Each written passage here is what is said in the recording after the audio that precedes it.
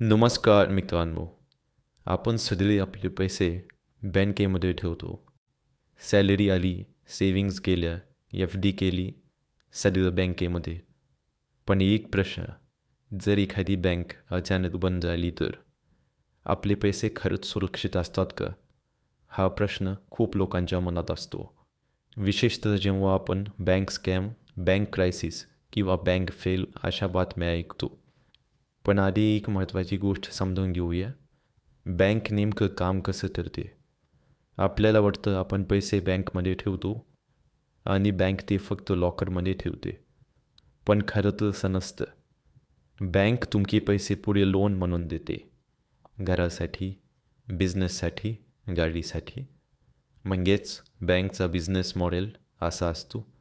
लोकांकडून डिपॉझिट्स घ्या आणि त्यातून लोन्स द्या आणि त्या लोनवर इंटरेस्ट कमवा, म्हणजेच व्याज.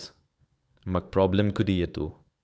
समजा खूप लोकांनी घेतलेले लोन्स परत दिले नाहीत किंवा अचानक हजारो लोकांनी एकाच वेळी बँकमधून पैसे काढायला सुरुवात केली. यालाच म्हणतात बँक रन. कारण बँकेकडे सगळ्यांचे पैसे एकाच वेळी कॅशमध्ये नसतात आणि इथेच काही बँक्स अडचणीत येऊ शकतात.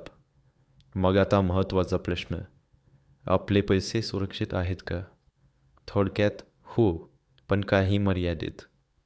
भारतामध्ये एक सिस्टीम आहे, DICGC इन्शुरन्स, म्हणजेच deposit insurance and credit guarantee corporation. ही एक RBIची सबसिडियरी इन्शुरन्स प्रोव्हाइड करते. एका बँकमध्ये तुमचे डिपॉझिट्स 5 लाख रुपयांपर्यंत इन्शुअर्ड असतात. म्हणजेच बँक बंद झाली तरी 5 लाखापर्यंतचे पैसे परत मिळू शकतात. पण इथे एक महत्त्वाची गोष्ट, हा लिमिट पर बँक असतो. म्हणजेच जर तुमच्याकडे मोठी सेविंग्ज असतील तर सगळे पैसे एका बँकमध्ये ठेवणं रिस्की असू शकतं. आता एक दुसरा प्रश्न, मग बँकवर विश्वास ठेवायचा का? हो, कारण मॉडर्न बँकिंग सिस्टीम पूर्णपणे रँडम नाही. RBI सारख्या इन्स्टिट्यूशन्स बँक्सवर लक्ष ठेवतात. बँक्सना काही रूल्स फॉलो करावे लागतात. किती लोन द्यायचं, किती रिझर्व ठेवायचं, किती रिस्क घ्यायचं. म्हणजेच सिस्टीम पूर्णपणे अनकंट्रोल्ड नाही. पण तरीही रिस्क शून्य नसतो. म्हणून स्मार्ट अप्रोच काय? सगळे पैसे एका बँकमध्ये ठेवू नका. अननोन ॲप्स किंवा सस्पिशियस स्कीम्स टाळा.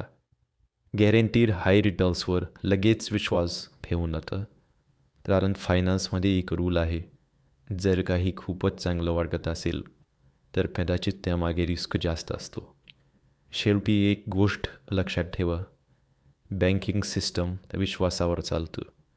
जोपर्यंत लोकांचा विश्वास टिकवला आहे तोपर्यंत सिस्टम स्टेबल राहतो. म्हणून पॅनिक नको, पण बेसिक फायनान्शियल अवेअरनेस जरूर हवी. जर तुम्हाला हा व्हिडिओ आवडला असेल तर लाईक करा, शेअर करा आणि सबस्क्राईब करायला विसरू नका. धन्यवाद.